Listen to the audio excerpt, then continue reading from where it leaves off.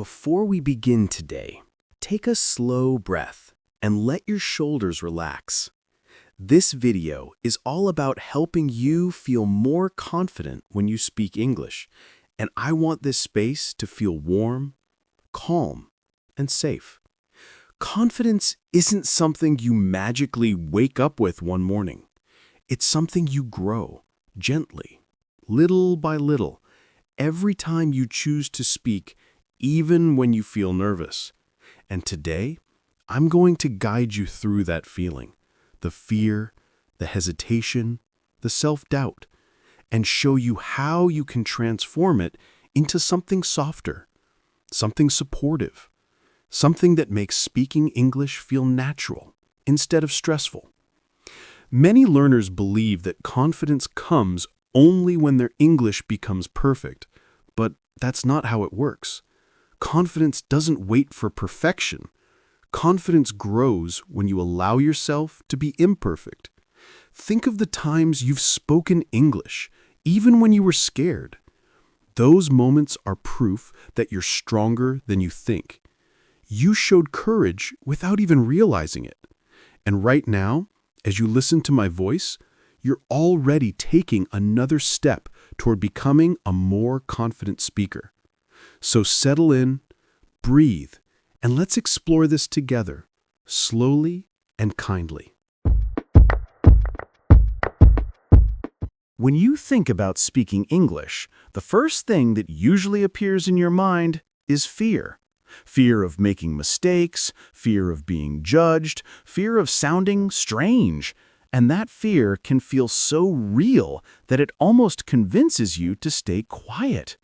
But the truth is, the fear doesn't come from your English level. It comes from the expectations you're carrying. You expect yourself to speak perfectly, to use flawless grammar, to sound like a native speaker, to never pause or hesitate. And when you carry that heavy pressure, of course speaking feels difficult. But imagine this. What if you removed that expectation? What if speaking English didn't have to be perfect? What if your only goal was simply to communicate, to share your thoughts, to connect with another human being? When you shift your goal from perfection to connection, everything becomes lighter. You stop fighting with yourself. You stop worrying about every word. You start speaking more naturally because you're no longer trying to perform. You're just being present. Think about children learning their first language. They make mistakes constantly. They mix words. They create new grammar rules. They repeat themselves. And yet nobody tells them to feel ashamed. Nobody tells them to stop speaking. They are encouraged, supported, and celebrated. That's why they grow so quickly. You deserve that same gentle encouragement. You deserve to learn like a child, with curiosity, with bravery, with kindness toward yourself. So the next time you speak English and feel nervous, remind yourself gently, I'm learning, I'm trying, and that's enough. You don't need to be perfect. You just need to show up and let yourself be part of the conversation, one imperfect sentence at a time. Another powerful way to build confidence is to pay attention to the small victories you usually ignore. Most learners focus so much on their mistakes that they forget to notice the things they're doing right. Maybe you understood a sentence today that would have confused you last year. Maybe you said something without translating in your head. Maybe you used a new phrase naturally. Or maybe you simply dared to speak when you didn't feel ready. These moments might feel tiny, but they are proof, strong, real proof, that you're growing. Confidence doesn't come from doing everything perfectly. It comes from recognizing your progress, even when that progress feels slow. When you start celebrating those small moments, even quietly inside your own mind, your brain begins to build a new story about you. A story that says, I can do this. I am improving. I'm not as far behind as I thought. That story becomes your foundation. Another tool that helps more than people realize is using familiar expressions. When you learn a few comfortable phrases, they become your safety net. They help you stay calm even when you don't know what to say next. Phrases like, "Let me think for a second," or "I'm not sure how to explain this," give you space to breathe. They keep the conversation moving while giving your mind time to catch up. And here's the beautiful part. Confident speakers aren't the ones who know the most words. They're the ones who know how to stay calm when they forget them.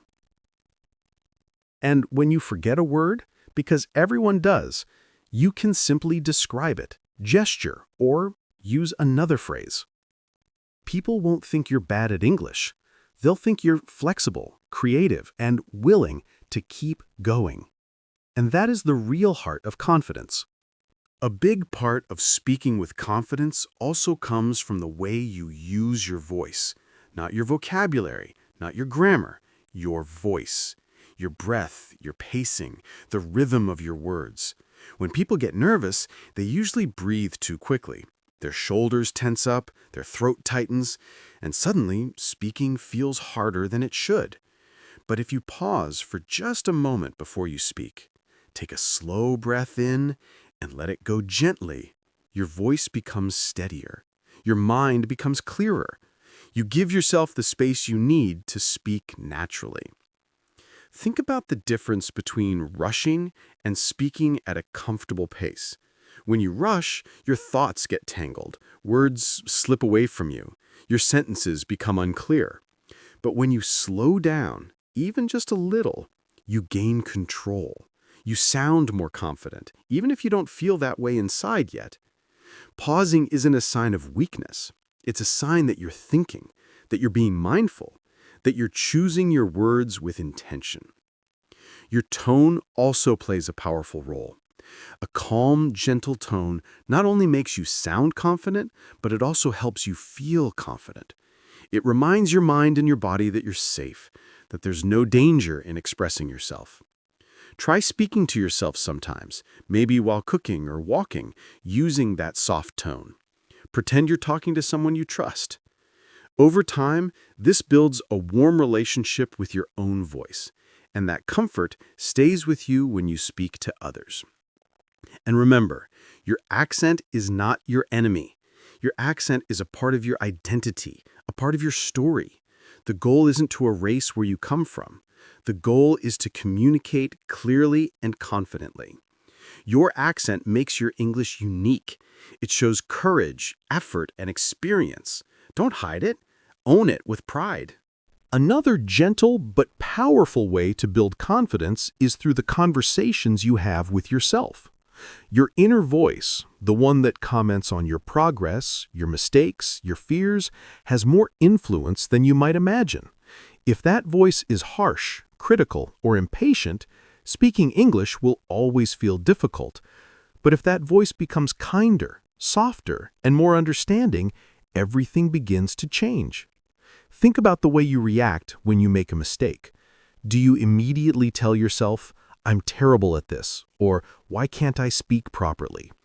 Those little sentences, even if you say them quietly inside your mind, can slowly destroy your confidence. They make speaking feel stressful before you even begin. But imagine if your inner voice said something different. Something like, "It's okay, I'm learning," or "Everyone makes mistakes," or "I'm getting better every day." These small statements might feel simple, but they can completely shift the energy inside you. Positive self-talk isn't about pretending to be perfect. It's about giving yourself permission to be a learner. It's about treating yourself with the same compassion you would offer a friend who is trying something new. If your friend made a mistake, you wouldn't laugh or criticize them. You'd encourage them, support them, remind them how far they've come. You deserve that same encouragement. And here's something many learners forget. Language learning is not a straight line. Some days your English flows beautifully, and other days you struggle with basic sentences. That doesn't mean you're getting worse. It means you're human. Growth is uneven, Progress has ups and downs, and confidence is built when you stay patient through those ups and downs instead of judging yourself for them.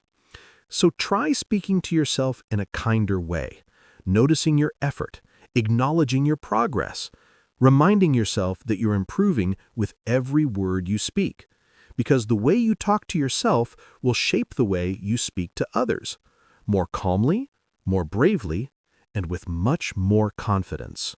Another thing that can truly transform your confidence is practicing English in low-pressure moments. Many learners only use English when they have to, during meetings, exams, interviews, or conversations with strangers. These situations naturally create stress, and when stress increases, confidence decreases. But imagine if English became part of your daily life in small, comfortable ways. Imagine speaking without the pressure of being judged, without fear, without expectations. That's how real confidence is built. Try talking to yourself while cooking, walking, or getting ready in the morning. Describe what you're doing, or say simple thoughts out loud. It doesn't matter what you talk about. What matters is that you're using English in a relaxed environment. When your brain starts to see English as normal, not stressful, your confidence grows quietly in the background. Shadowing is another powerful method. When you shadow, you repeat what you hear a moment after the speaker says it. You don't need to create your own sentences, you just follow the rhythm and tone. This trains your mouth, your ears, and your brain at the same time. It's low pressure, but incredibly effective. You'll feel your voice becoming smoother, your pronunciation more comfortable, and your hesitation slowly disappearing. Recording yourself can also be surprisingly helpful. Not to judge your voice, but to understand it. Many learners avoid listening to themselves because it feels uncomfortable at first. But when you get used to hearing your own voice, something interesting happens. You notice that you speak better than you think. You hear clarity where you expected mistakes.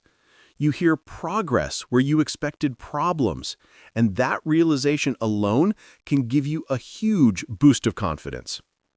These small, private moments, speaking softly to yourself, shadowing a sentence, recording a few lines, they build the foundation that makes you feel confident when the real conversations begin. As you continue finding your voice in English, one of the most helpful things you can do is stay present while you speak. Many learners lose confidence because their minds jump forward, worrying about the next sentence, the next word, the possible mistakes, or the reaction of the listener. But confidence doesn't live in the future. It lives in this moment, in the sentence you're speaking right now. When you focus on the present, your voice naturally becomes steadier, your mind becomes clearer, and your English flows much more easily. Try to pay attention to the person you're speaking with, their face, their tone, their questions, the warmth in their voice. When you focus on them instead of yourself, something beautiful happens. The conversation begins to feel more natural. You forget to be nervous. You forget to judge yourself. You simply communicate, human to human, which is the real purpose of language. And remember, nobody speaks perfectly. Not in English, not in any language. Native speakers hesitate, restart sentences, forget words, and correct themselves all the time. These things aren't signs of weakness. They're signs of being human. So when you find yourself searching for a word or pausing to think, remind yourself that this is normal. This is natural. This is what speaking actually looks like. You are learning. You are improving. And you're doing far better than you give yourself credit for. Every breath you take before speaking, every small victory you notice, every gentle word you offer yourself, it all adds up. It all builds confidence quietly over time. So keep going, keep speaking, keep allowing yourself to grow without pressure. And if you want more calm, supportive English practice like this, make sure to subscribe to Echo Your English. There are many more moments waiting for you. Moments to learn, moments to practice, and moments to feel proud of how far you've already come.